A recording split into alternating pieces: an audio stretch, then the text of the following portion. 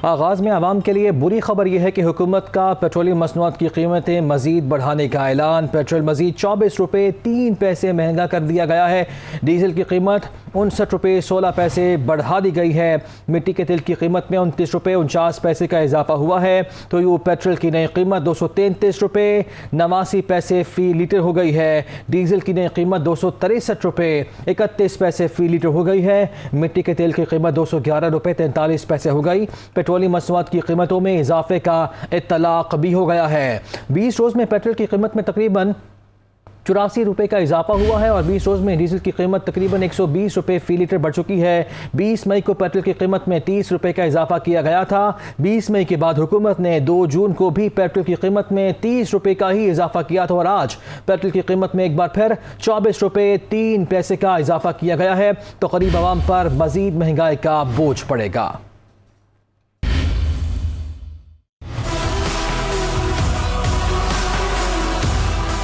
हुकूमत ने आवाम पर फिर पेट्रोल बम गिरा दिया। पेट्रोलियम मसनूआत की कीमतें मुल्क की तारीख की बुलंद तरीन सतह पर पहुँच गईं। नई कीमतों का इत्तलाक हो गया। महंगाई का नया तूफान आने को तैयार। पेट्रोल मजीद 24 रुपये 3 पैसे महंगा हो गया। फी लीटर कीमत 233 रुपये 89 पैसे तक पहुंच गई। डीजल के नर्ख 59 रुपये 16 पैसे इजाफे के साथ 263 रुपये 31 पैसे हो गए। मिट्टी के तेल का रेट 29 रुपये 39 पैसे बढ़ गया। भाईजान गोली मार दें और तो कुछ है ही नहीं हमारे पास। ठीक है, कोई वो कह रहे इमरान खान बढ़ा रहा है, वो कह रहे हैं ये बढ़ा रहे हैं, IMF बढ़ा रही है। भाई कारोबार में भी तो कोई रिलीफ दे ना। ये पेट्रोल नहीं बढ़ा रहे, ये गरीब कम करने की कोशिश कर रहे हैं। ठीक है, इतना अभी तो जो इन्होंने 60 रुपये बढ़ाए उसमें हम लोग मरने वाले हो गए हैं। 24 और बढ़ाएंगे तो हम खुदकुशियाँ करेंगे और क्या है। इनको तो पता ही नहीं है कि घी किस भाव है। ये हंसते हैं, सीरियस मैं कह रहा हूँ। ये पेट्रोल बढ़ रहा है ना, हमारे तमाशे देख के हंसेंगे। हम तो ड्राइवर हैं, टैक्सी ड्राइवर हैं। अभी तो हमें समझ नहीं आ रहा है हमें किराया क्या मिलेगा, हम क्या खाएंगे, क्या बच्चों को खिलाएंगे, क्या बच्चों की ख्वाहिशें पूरी करेंगे। दिहाड़ी दो लोग हैं हम लोग ऐसे हैं कि वो कुएं के मेंढे की तरह हैं कि उसके अंदर ही चलते रहते हैं। अगर पेट्रोल हम नहीं हमारे अफोर्ड में आ रहा तो हम उसको यूज़ करना छोड़ दें। नहीं डलवाते पेट्रोल, नहीं चलाते, बाइक साइकिल पे आ जाए।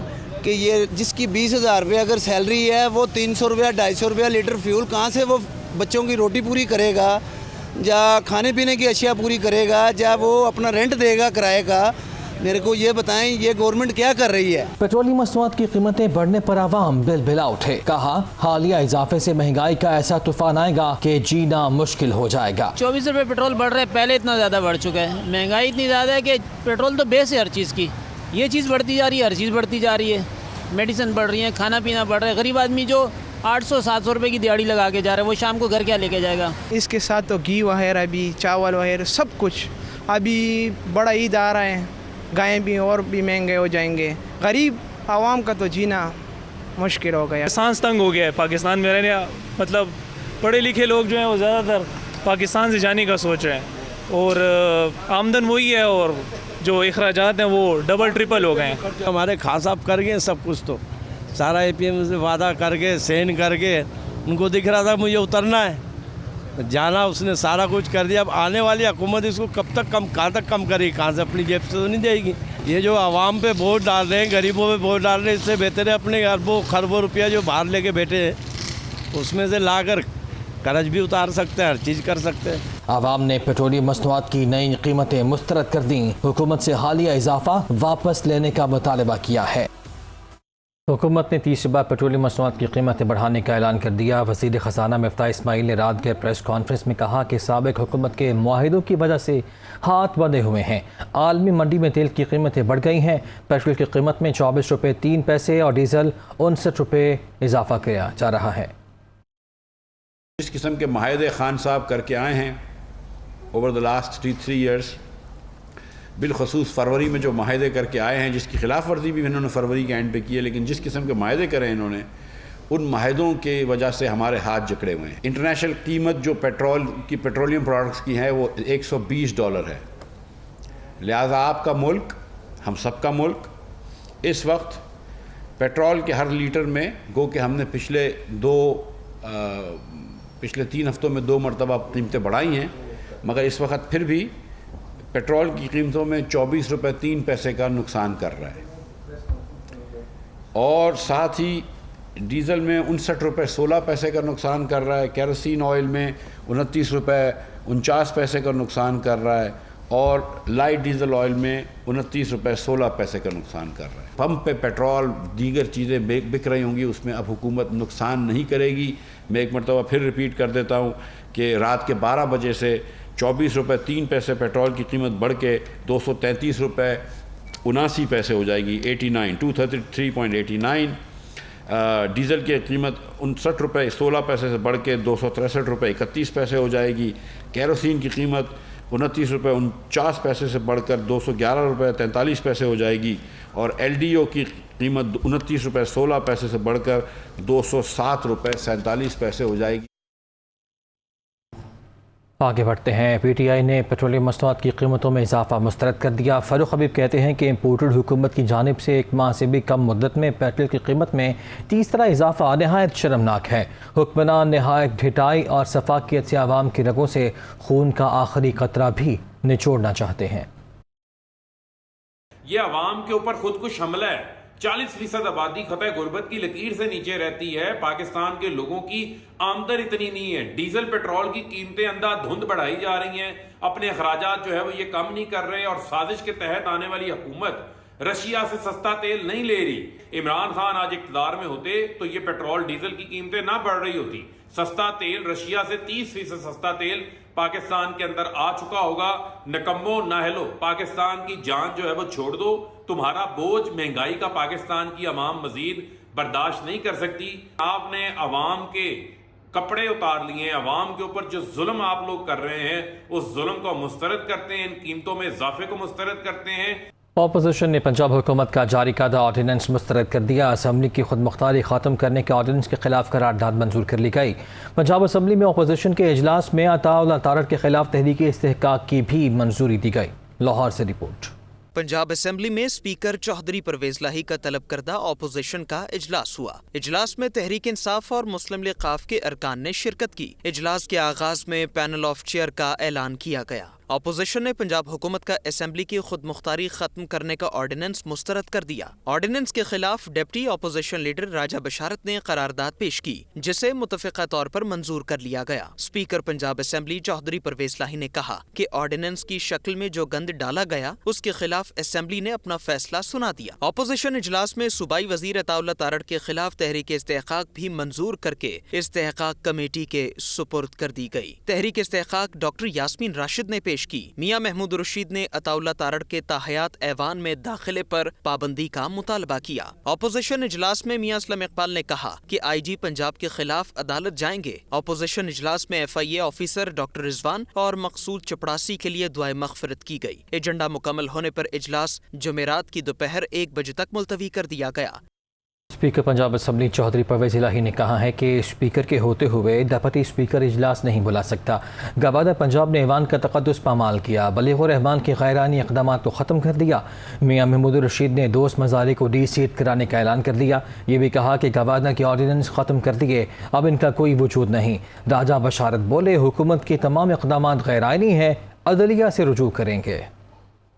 जो इजलास ऑलरेडी चल रहा हो उसके साथ दूसरा इजलास की जो वो नहीं हो सकता जब तक कि वो पहला इजलास ख़त्म नहीं होता। तो पहला इजलास तो आज भी चल रहा है और कल भी उसके ऊपर होगा।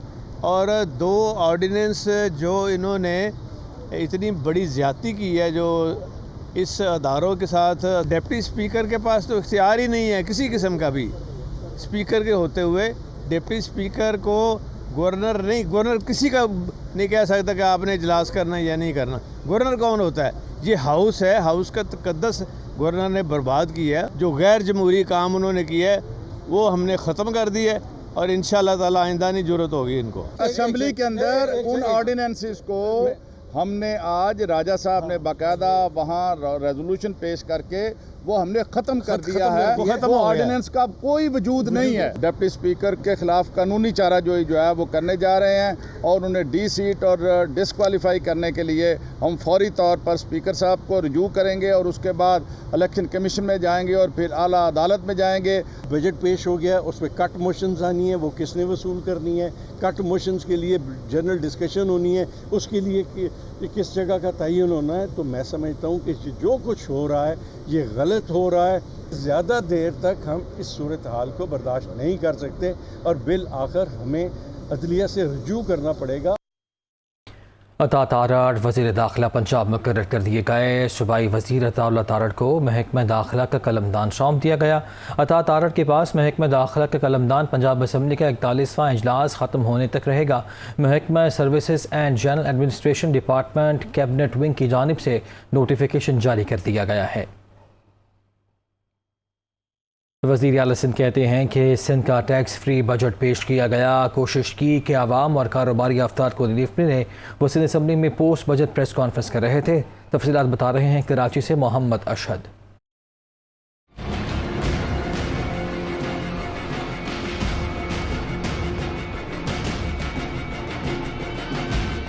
सिंध बजट पर वजीर आला सिंध मुराद अली शाह की पोस्ट बजट प्रेस कॉन्फ्रेंस। कहने लगे आइंदा माली साल के बजट में कोई नया टैक्स नहीं लगाया। गैर तरक्याती बजट 70% है। कराची की स्कीमों के लिए 118 अरब रुपए रखे हैं। कहा थर के कोयले पर हमारा काम तेजी से जारी है। भरपूर कोशिश की कि आम आदमी को रिलीफ मिले। इस बजट में रिकॉर्ड तरक्याती स्कीम्स रखी गई हैं। इस साल 15 अरब रुपए सोशल रिलीफ के लिए रख रहे हैं। इसमें काफ़ी चीज़ें आती हैं जिसके अंदर एग्रीकल्चर में सब्सिडी है। हम कंडीशनल कैश ट्रांसफर्स करेंगे। हम जो ख़वातीन हैं उसका एक डेटाबेस बना रहे हैं। वज़ीर आला सिंध का कहना था कि NICVD, SIUT, इंडस अस्पताल को भी ग्रांट दे रहे हैं। गाड़ियों के पेट्रोल से भी बचत करेंगे। बजट खसारा 33 अरब रुपए है। हमने कुछ स्टेप्स लिए भी हैं अपने नॉन डेवलपमेंट एक्सपेंडिचर्स कम करने के लिए। फ्यूल की कीमत के हवाले, फ्यूल के कंजम्पशन के हवाले से हम ये सारी चीज़ें कंटिन्यू करेंगे। प्रोविंशियल ADP 332 अरब रुपए की है। डिस्ट्रिक्ट ADP 30 अरब रुपए की है। फॉरेन प्रोजेक्ट असिस्टेंस 91-91.5 अरब रुपए की है। और बाकी फेडरल ग्रांट्स इस किताब में लिखी हुई है 6.02 बिलियन, जो कि इसकी मैंने बताई, लेकिन अब थोड़ी बढ़ जाएगी। बजट प्रेस कॉन्फ्रेंस में मुराद अली शाह का मजीद कहना था कि हमने कॉटन और एंटरटेनमेंट टैक्स को माफ कर दिया है, जबकि छोटी कंपनियों का टैक्स 13% से कम करके 3% कर दिया है। मुसल्लह फ़ौज के तर्जुमान मेजर जनरल बाबर इफ्तिखार ने कहा है कि उन्होंने गुज़िश्ता रोज़ कोई सियासी बयान नहीं दिया। ये राय नहीं, इंटेलिजेंस बेस्ड इंफॉर्मेशन थी। कौमी सलामती कमेटी के इजलास के एलामिये में साजिश का लफ्ज़ शामिल नहीं था। तमाम सर्विसेज चीफ्स ने वाज़ह कर दिया था कि साजिश का कोई सबूत नहीं मिला। हुकूमत जुडिशल कमीशन बनाए या किसी और फॉरम पर तहकीकात कराए ताउन करेंगे। DGISPR major general Babar Iftikhar निजी TV से गुफ्तगू कर रहे थे। मैंने किसी किस्म का सियासी बयान नहीं दिया। मैंने एक clarification the on behalf of the services chiefs of Pakistan armed forces. बहुत क्लैरिटी के साथ उस मीटिंग में सर्विसेज चीफ्स की तरफ से और DGISI की तरफ से बिल्कुल वाजे कर दिया गया था कि कोई किसी किस्म का साजिश का कोई एविडेंस नहीं मिला। So this was a clarification on that account. There was nothing political about it. इतना हाईएस्ट लेवल पे जब बुलाया जाता है, जब इतने हाईएस्ट लेवल का, this the highest national security forum of the country, और उसमें एजेंडा पहले से स्टेटेड होता है कि किस लिए ये मीटिंग हो रही है, तो उसके लिए तमाम शुरका जो है, खासतौर पर जो सर्विसेज चीफ्स हैं और DGISI, वो अपनी इनपुट लेके जाते हैं। और वो इनपुट होती है, वो इंटेलिजेंस बेस्ड इंफॉर्मेशन होती है, वो राय नहीं होती। किसी ने ये भी आज कहा कि ये वो उनकी राय है, ये हमारी राय है। मैं सर्विसेज चीफ्स के बिहाफ पे ये चीज़ आपको बता सकता हूँ कि ये राय नहीं थी, ये इंटेलिजेंस बेस्ड इंफॉर्मेशन थी और उसका फैक्ट्स को देख के और उसके मुताबिक ये इनपुट दी गई वहाँ पे।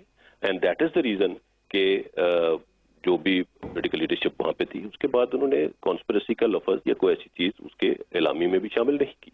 That is how this input was given. तो ये राय नहीं कही जा सकती, ये प्रॉपर ब्रीफ किया गया था, इनपुट लेके गए थे और उसकी बेसिस पे ये बातचीत। जो पिछली गवर्नमेंट थी उनके पास भी ये ऑप्शन मौजूद था, इनके पास भी मौजूद है।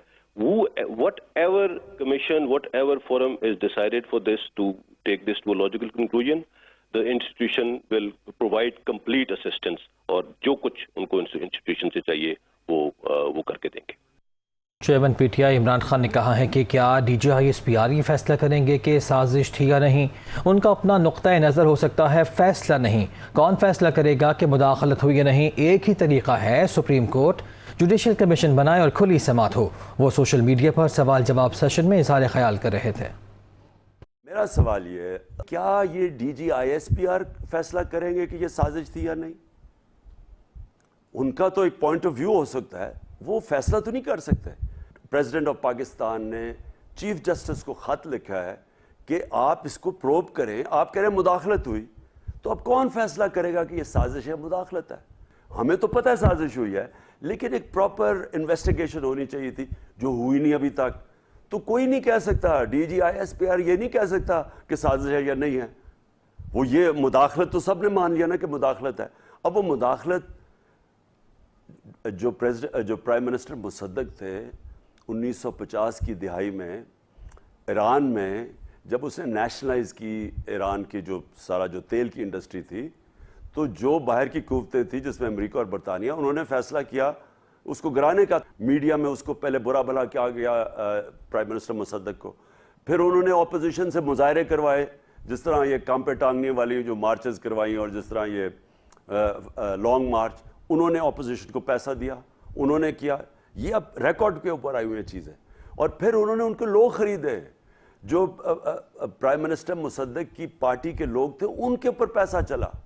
तो क्या ये यहाँ नहीं हुआ? एक ही तरीका है कि हमारे चीफ जस्टिस साहब इसके ओपन जुडिशल कमीशन में हेयरिंग करवाएं। क्लोज डोर्स में हम कोई नहीं मानेंगे। उसके अंदर फिर जो भी फैसला होता है पता चल जाएगा कि सिर्फ मुदाखलत थी या साजिश भी थी। तहरीक इंसाफ के रहनुमा सदुबर का कहना है कि सियासी मामलात सियासतदानों को हल करने दें। DGISPR अगर सियासी मामलात की तशरीह न करें तो ये मुल्क और फ़ौज के लिए अच्छा होगा। DGISPR का ये कहना दुरुस्त है कि कौमी सलामती कमेटी में बाज़ अस्करी अफसरान का ये कहना था कि ये साजिश नहीं है। उन्होंने कहा कि इमरान खान एक बार फिर चीफ जस्टिस ऑफ पाकिस्तान को कमीशन बनाने के लिए ख़त लिखेंगे। सियासतदानों को आपस में सियासी मामलात जो हैं उनसे डील करने देना चाहिए, ये बिल्कुल ठीक बात है।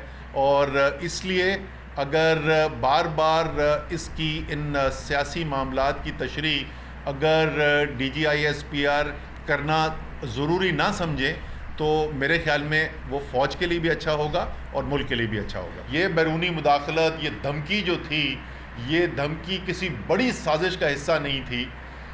इसका जवाब उस कौमी सलामती कमेटी की मीटिंग के अंदर नहीं है। बिल्कुल ये दुरुस्त बात है। और यहाँ तक भी दुरुस्त कहते हैं DGISPR जब वो ये कहते हैं कि वहाँ पर कुछ अस्करी क़यादत में से नुमाइंदों ने ये वाकई में ये कहा था कि उनके ख़्याल में उनको शवाहिद नहीं नज़र आ रहे किसी भी साजिश के। जुडिशल कमीशन बने जिसकी ओपन हियरिंग हो, सारा पाकिस्तान देखे कि उसमें कौन आकर क्या बात कर रहा है, वहाँ पर क्या शवाहिद सामने रखे जा रहे हैं। तहरीक इंसाफ के चेयरमैन की हैसियत से चीफ जस्टिस को दोबारा ख़त लिखेंगे, उसमें उसका जिक्र भी करेंगे जो सदर ने उनको ख़त लिखा है, और एक दफ़ा फिर उनसे ये रिक्वेस्ट की जाएगी कि आप इन मामलात को देखें। वज़ीर इत्तलात मरियम औरंगज़ेब ने कहा है कि एक तरफ कहते हैं बैरून मुल्क साजिश हुई और फिर कहते हैं कि अदम एतमाद का 8 माह पहले से पता था।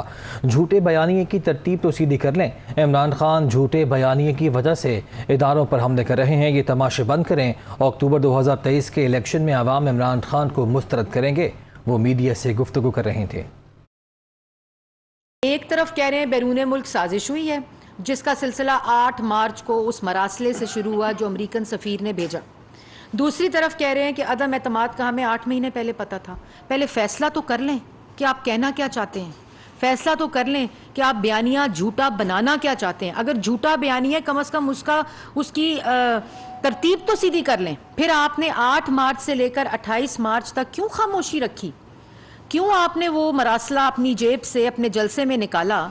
क्योंकि आपको तो 6 महीने पहले पता था कि आपके खिलाफ साजिश हो रही है। अगर बैरूनी मुल्क साजिश का बयानिया आपका असल बयानिया था, तो आपने उस नेशनल सिक्योरिटी कमेटी की मीटिंग की प्रेस रिलीज को एंडोर्स क्यों किया? वो राय नहीं थी, वो ऑफिशियल स्टांस था रियासत पाकिस्तान का जिस वक्त वजीर आजम इमरान खान साहब थे, जब आपका स्कैंडल बाहर आता है आप अदारे पे हमला कर देते हैं। वो तमाम अदारे जो आइन के मुताबिक इस वक्त न्यूट्रल पोजीशन अटेन कर चुके हैं, आप रोज बैठकर उनको क्या सबक दे रहे हैं? अवाम भी जानती है, इस तमाशे को बंद करें और अक्टूबर 2023 में अपना मजीद मुस्तरद होने का इंतजार करें। वज़ीर दाखिला राना सनाउल्लाह ने कहा है कि मोनी सिलाही की मनी लॉन्ड्रिंग केस में गिरफ्तारी का फैसला इमरान खान हुकूमत ने किया था। अपने एक बयान में राना सनाउल्लाह ने कहा कि मोनी सिलाही नाराज़ ना हों, इमरान खान के दौर में तहकीकात की गई। मोनी सिलाही ने उस केस के बारे में ख़ुद उन्हें बताया था। इमरान खान ने मोनी सिलाही के ख़िलाफ़ इस केस में इंक्वायरी मुकम्मल करा के रखी हुई थी। ये केस इमरान खान की तरफ से चौधरी बरादरान को तोहफ़ा है। इमरान खान को चौधरी परवेज़ इलाही से बड़ी मोहब्बत थी, इसलिए उन्होंने इस केस को मुकम्मल कराया। वज़ीर आज़म शहबाज शरीफ ने रशक इक़्तिसादी ज़ोन का दौरा किया। इस मौके पर तकरीब से खिताब किया और कहा कि चाहते हैं सरमायाकारों के लिए इंडस्ट्रियल स्टेट स्पेशल जोन एक रोल मॉडल बने। इससे गैर मुल्की सरमायाकार माइल हों, उन्हें ये पता हो कि पाकिस्तान आमद पर पजीराई मिलेगी। ये जो इंडस्ट्रियल स्टेट जो स्पेशल जोन है वो एक रोल मॉडल बने और ना सिर्फ पाकिस्तान के लिए बल्कि पूरे अपना जो बैरूनी ममालिक में जो सरमायाकार हैं, चाहे वो एक्सपर्ट्स हैं या टर्क्स, चाइनीज़, मिडल ईस्ट के, गल्फ़ के जो पोटेंशियल इन्वेस्टर्स हैं, उनको अट्रैक्शन हो, वो समझे कि यहाँ पर जाएंगे तो बहुत हमें ज़बरदस्त पजीराई मिलेगी। तो इसको हम इन लाइंस पर हमें इन खतूत पर हमें इस्तवार करना चाहिए। वज़ीर ख़ारिजा बिलावल भुट्टो ज़रदारी ने तेहरान में ईरान के सदर इब्राहिम रईसी से मुलाकात की और बाहमी दिलचस्पी के अबूर पर तबादला ख्याल किया। वज़ीर ख़ारिजा ने ईरानी सदर को वज़ीर आज़म शहबाज शरीफ का तहनीती पैगाम पहुँचाया और उन्हें दौरा पाकिस्तान की दावत दी। बिलावल भुट्टो ज़रदारी ने मकबूजा कश्मीर के मज़लूम अवाम की गैर मशरूत हिमायत जारी रखने पर ईरानी क़यादत का शुक्रिया अदा किया। इससे पहले वज़ीर ख़ारिजा ने गुज़श्ता रोज़ अपने ईरानी हम मनसब से मुलाकात की। मुलाकात में दोनों रहनुमाओं ने तिजारती, माशी और सक़ाफ़ती ताल्लुक़ात के फ़रोग़ पर इत्तफ़ाक़ किया। पंजाब के 20 हलकों में ज़िमनी इंतख़ाबात का मामला, चीफ इलेक्शन कमिश्नर ने अफसरान को क़वायद व ज़वाबित पर सख्ती से अमल करने की हिदायत की है। इलेक्शन कमीशन के तर्जुमान के मुताबिक chief election commissioner Sikandar Sultan Raja ने डिस्ट्रिक्ट रिटर्निंग अफसरान और मॉनिटरिंग अफसरान को हिदायत की है कि वो 20 हलकों में इंतख़ाबात को साफ शफाफ बनाने की हर मुमकिन कोशिश करें। इस मकसद के लिए किसी किस्म का दबाव खातिर में ना लाया जाए।